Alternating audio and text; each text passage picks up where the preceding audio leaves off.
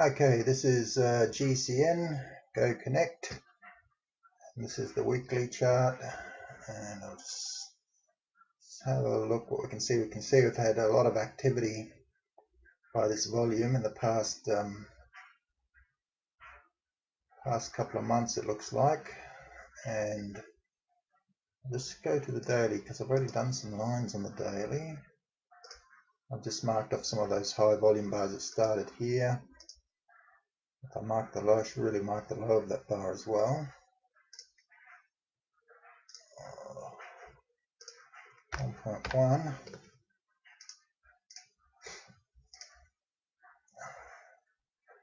So there's an attempt there to absorb supply from the left, collapse down, and they've moved up, and it's been trying to support. It's found some support above this bar now at the moment. Moved up, came back and tested, moved back up, it's come back and tested, very little volume as it gets back into this 1.4 to 1.1 area. Or to go to 1.2, it's very, very low volume. When it kicks up, then we've got no demand, low volume up. It doesn't confirm by closing lower next bar, but we get a bit of an up thrust, tries to up thrust through there in higher volume, so maybe they're trying to absorb supply to the left there. We've got this little downtrend channel from this last high here, which we don't like, so we want to get away from that. But I think we need to go to the weekly and just, I might get rid of these bars and go week by week. I think if I go,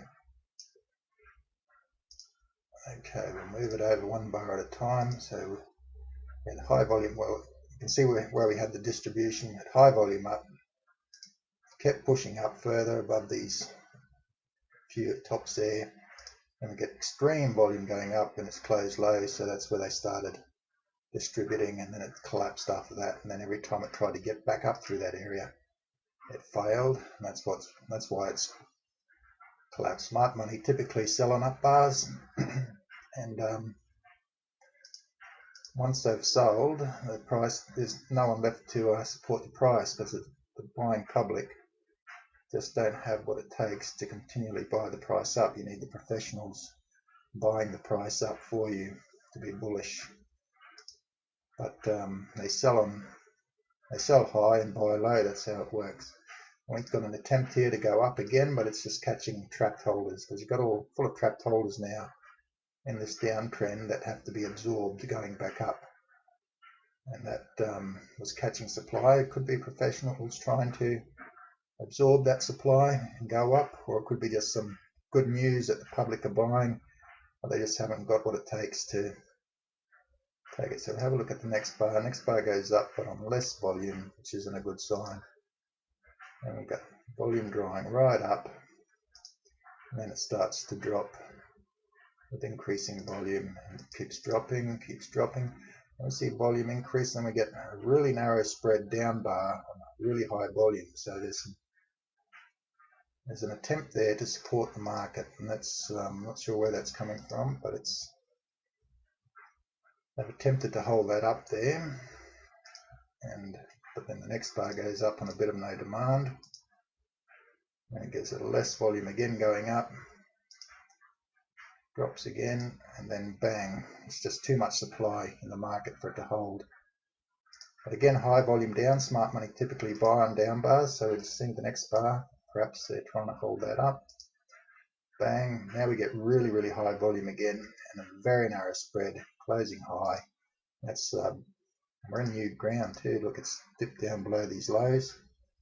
So that's a bag holding bar. So there's accumulation happening there on that bar there, or the start of accumulation. So it's bag holding. That means for every sell order, there's a buy order, immediately a buy order, buying that up and absorbing that supply. And so we need to see the next bars to see how well that was absorbed. So go next. Price goes up, albeit on less volume. And the volume kicks in, which is good, but except it's excessive. So they test, still pretty high. test further. So we like down bars on decreasing volume, closes off the high, so they test again, less selling pressure. They're testing in this bar here. Next bar goes down, but spread narrows as it picks up, so some buying coming in there. And really gets really narrow, so again buying coming in there at the bottom. And there's a lot of selling also, but now suddenly the volume dries right up, so no supply. Supply kicks in, but it goes up, really high volume, so that's a nasty bar, but it could be they're trying to absorb the supply to the left here. So we need the next bar to confirm. Bang, they push through there. So that's absorption. So they started buying here, tested, went up, tested, then pushed through. So they're happy to absorb that supply to the left. There, that means. This is the weekly chart, sorry, by the way. Goes up on really high volume. We don't like really high volume, neither do the professionals. So they bring it back and test. See, lighter volume, so they're testing within the body of this bar. And then a successful test has lightest volume in 3 bars, which we do, and the next bar closes high. So we've had a successful test there. So that activity there looks a bit bullish to me, I think. Hang on, what do we got? Oh, here we go. Well, that's not a bullish bar, that's an up thrust. Bang, but that one dips down. There's a lot of supply there. There's a lot of buying in there because it's dipped lower and closed high-ish. So that might be absorbing in, but that's very high volume. So there's too much supply there. See, so they bang it down, it goes, they take it down, and they get low supply as it comes back down, and they're coming back down into this area where they pushed through before. Next bar, where are we? Volume is less, and bang, we get a 2-bar reversal there, sort of. Next bar goes up on increased volume. That's where we are, so less volume down, more volume up. There's a lot of supply, they're catching a lot of supply here to the left, so that looks like it's being churned down the bottom there, and I would suspect that's accumulation because you're at the lows now, and I wouldn't expect distribution at the lows. I would expect accumulation to be happening at the lows. And that does look like they've absorbed, they've started with a bag holding bar here and absorbed supply going up, and it's catching a lot of, and they're whipsawing it in an attempt to put people out of position, put the public out of position, and to get control of the stock. That's what that looks like there to me. That's how the professionals accumulate. They'll whipsaw it around while they're accumulating, and that's they want to trap new buyers long and then put pressure on their positions to get them to sell to them, and then they accumulate at the lows. So that actually looks okay, and I would look at there's your bag holding bar, so we can mark the low of that bar was because that'll be your support. That's your risk, I think, at 0.06.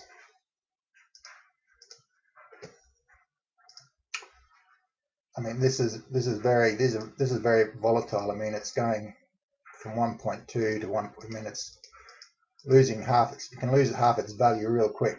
So this is really volatile.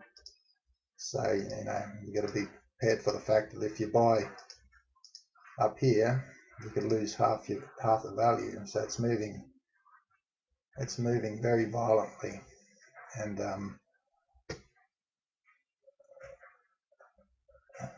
so we'll just try and see whether, well, your 0.06 is your low, but that doesn't help you if the price is nearly 2 cents. That's triple your low, and you can lose that. You can go back to 0.06 real easy, especially if they decide to shake the market out and try and test further down on there. So that's what you got to watch. I think if I mark the low of this bar here, really high volume bar here, that's the 1 cent. I think that's probably more realistic. So 1 cent.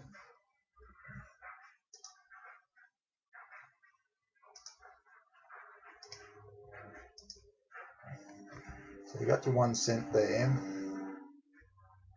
That high volume bar there, and then the high of that bar is resistance at 2.5 cents.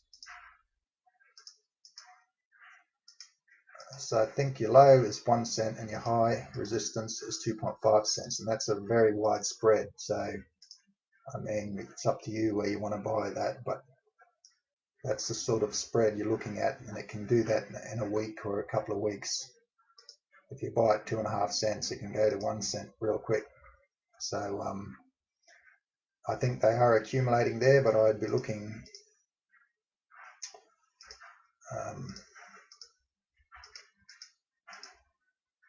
I mean, if I was going to buy there, I'd be trying to get as good a price as possible, because it's really, really volatile. Probably the safer way to buy it is if they break above this really high volume bar here, and then you get testing down on really light volume, and once all this volume dries up and you start getting these light volume bars coming back down on top of that level, that would be safer. Or if they push down further and you start getting really, really light volume down bars closing high, like these here, I mean, that would be very, very that would be bullish. But while you're getting these wide spreads, I mean, you can lose half your money real quick. So that's what I'd be watching for. Down bars, either to break there and retest, or if it wants to go down further, closer towards the 1 cent, you know, if you get some really narrow spread bars come in as it's going down, that could be that would probably be the better place, I think. But I think that does look like they're whipsawing it around, and I suspect it's accumulation, only because there's a lot of absorption going on here, like there, that looked like an upthrust, but they actually absorbed that supply in this bar here.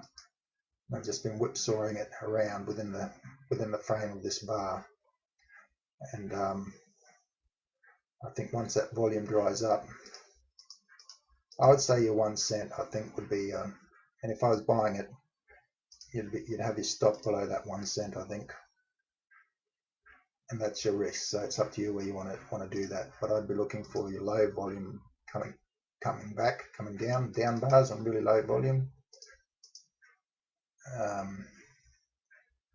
and narrow spread would be better. But yeah, no, that's anyway.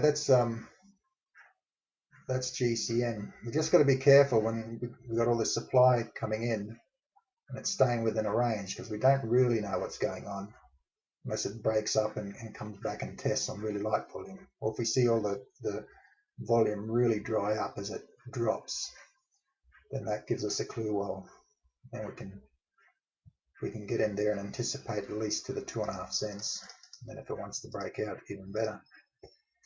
Anyway, that's GCN, and this is IDL, and we've got a longer term. This is the weekly chart, Industria, and we've got this longer term uptrend channel, which it's come down, it overshot,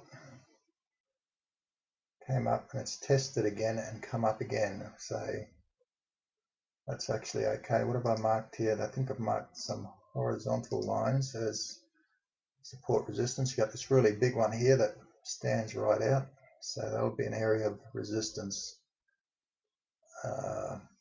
that we need to work through. So that's a bad one, actually. And I've also got this smaller downtrend channel, and we'll just zoom in there, in place, that we've now coming to challenge the top of that channel at the moment.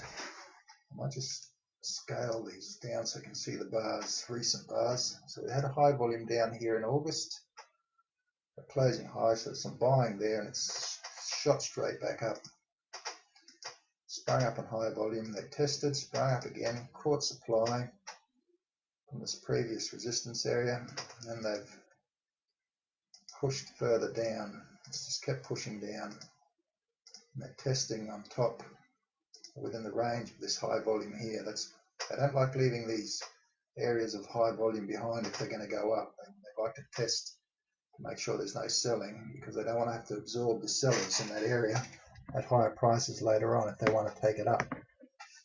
And the thing we notice about these bars is most of them close well off their low as it comes down. They close low, they go down, but they're all closing middle to high, and the volume is drying up as it's pushing down in here. So that's telling us that the sellers are running out. And then finally we get a response to that. Boom. It goes up on increased volume and spread. Probably a bit too much, but that just might mean they test again. But that's actually looking okay, because we've got now a higher low, I think. That's actually looking okay. See, as it's moved down here, it stayed within the, still sprung back up and stayed within the top half of this channel. I mean, if I move that, if I just modify that channel, I just modify the, what are we going to do? No, that's not going to let me do it. But it stayed within the top half of this channel. That's like a little channel in itself there, isn't it? I mean, I can, I'll just do another one. Channel. Okay.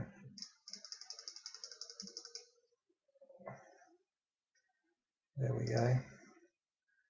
So it's got a little, its own little channel here that it's overshot and popped back in and challenging the top there. It's getting found resistance from this high volume bar here. If I scale that back, I mean, this here is dwarfing us, so, but anyway, that was our highest volume. After that, we do have these as well that have kicked in as support, and the low of that bar is also, that whole area as it's dropped below there, it's kicked in as support. So I think that's looking okay myself, because as we've pushed down lower, we keep closing off our highs, and the volume's getting less as it comes towards this area of buying here. We've had all this high volume, cross low, the volume goes down, low supply, then we kick up. We're at resistance, that's the only thing, and at the top of this downtrend channel, but the longer term channel we're actually respecting still. We had one breach, but it's repented, tagged it once, tagged it twice on less volume again. So it's come down on, that's still high volume there, and it's pushed further down into this bar and it's supported the low of that bar. Yeah, that doesn't look too bad, I don't think. I think that looks all right. I mean, obviously you're at the top of this channel, you want to get away from this downtrend line, but I don't think that's looking too bad. You have got a lot of weakness to work through, but let's have a look at the daily chart. There's our really high volume down, and we can see that sort of trapped us into a range. And we had all this high volume coming down, but look, all the bars are closing high, so we've got demand coming in, trying to stop the supply coming down, and then it springs really hard. That's because they've taken out all the sellers, and see the volume as it goes up, light, but it runs up hard, but on light volume, and that's because it's these three bars here just took out the they took out the sellers. That's what that's done. And see this, you had a test in a rising market. Well, it's not a rising market, but you had high volume come down. It's gone up on over demand, but they test immediately, and you've probably taken a position there and rode it up, because that's definitely buying, confirmed by the next bar, and they test immediately. You could have ridden that. as a higher risk entry, because you've had a that's a big shake out there. That's had a bit of an automatic rally, shooting up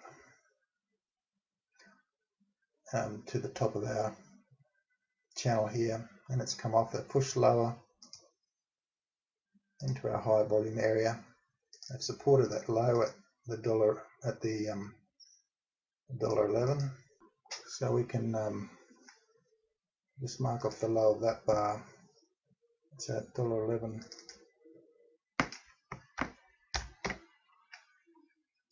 There. So I think that's our risk there at the moment, and it looks like they've gapped it up over that area completely.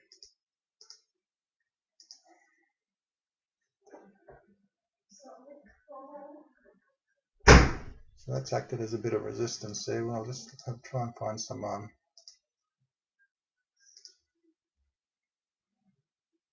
there's our down bar, high volume down, snapped up, test confirm, they test again because it's still, the volume's still quite high, move it up, test, move it up, test, and bang. So that's looking all right, I think. I think that, I mean, you've got a lot of weakness to get out of. I think if you can get above here and then you can look at your tests, or I'd probably even, you could probably even speculate on some testing now as well, but you just got to remember your risk is probably, I'd say your risk is $1.11, and got the $1.11, probably the high of that bar up there as well, the dollar, what is that, $1.20, $1.21.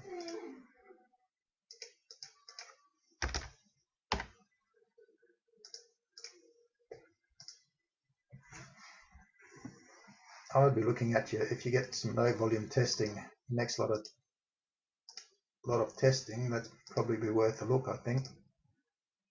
Probably for longer term, you'd want to get away from this area here. But I think if it came back and you got some low volume testing back into this area that it's gapped over, I'd say that they might bring it back and test the low of this bar, even at the $1.20, say. And if you saw that on real light volume, that might be worth a look. And then you're looking for your light volume down, the next bar closing high. You don't want it up thrusting, but I mean, you could. I think that's looking okay actually. It's just you can just get above this as the area you want to get above, and you've got your, probably on your weekly chart. In longer term, if you can get out of this downtrend line here, then any low volume testing after that, I think would look okay on the weekly chart. But your big area of resistance will be this $1.41 to $1.60. See that volume there? That's all district professional selling in there, and that is the area that you need to overcome, really. So be very wary once it got up there, but otherwise, I mean, and I think there's definitely buying in the bottom there. I've come back and tested and up again, and I would probably just look for any testing now, any really light volume down, and then you can go down to your smaller time frame, to your daily, to see if you can improve your entry again, and away you go. So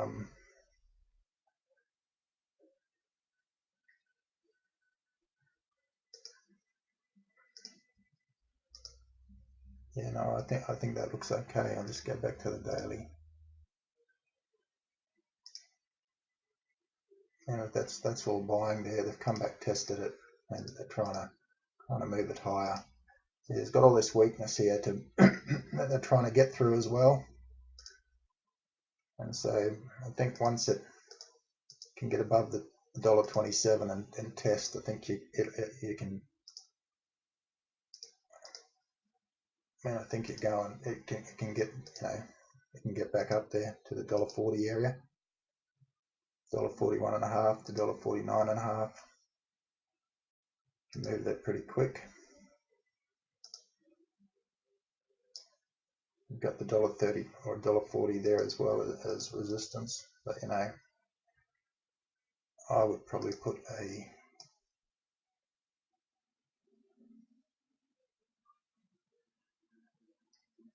trend line there. Could probably put a channel on there as well if we wanted to, because we have got. I'll probably stick a center line on that as well, is what I should do, because I think that's going to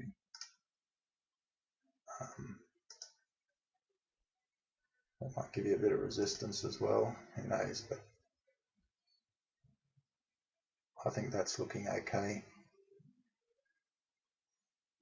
Just get away from this downtrend line here and then test, or even get above that major resistance there at $1.27 and test. Or any form of testing now I'd be looking closely at the moment, I think. Depends how safe you want to play it. If you want to play it real safe, I'd just wait till it breaks at $1.27 and retest on top of there. But I mean, you probably, if you don't mind missing out on a bit, then that's okay. But otherwise, I mean, look for your testing around the $1.20 area, and or towards the bottom of your channel if you really want to speculate.